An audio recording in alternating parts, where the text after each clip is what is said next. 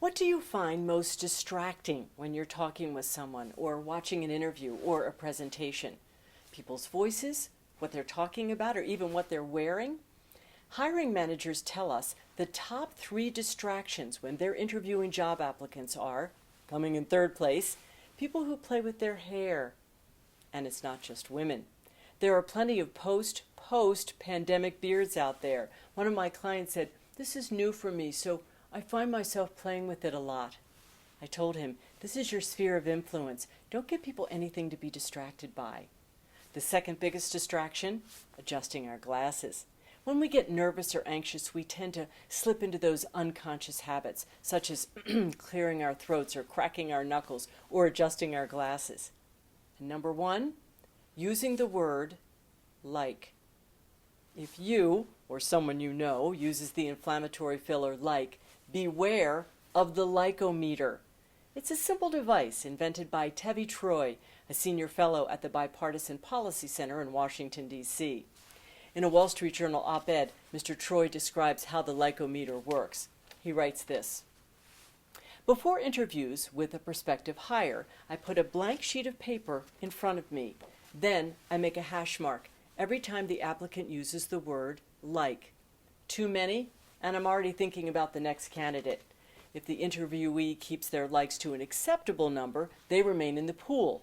When 2 finalists emerge, the person with the fewest likes gets the edge in a tiebreaker." Mr. Troy said he got the idea in the 1990s in an airplane magazine about McKinsey's interviewing process. Evidently, at one time, the international consulting company based its hiring on oral presentation skills. Naturally, most of the candidates had impressive academic credentials, so their oral skills were the determining factor. All these years later, Mr. Troy does not tell the over-likers why they didn't get hired, but he does tell the people who he has hired that their low lycometer scores helped them to get the nod.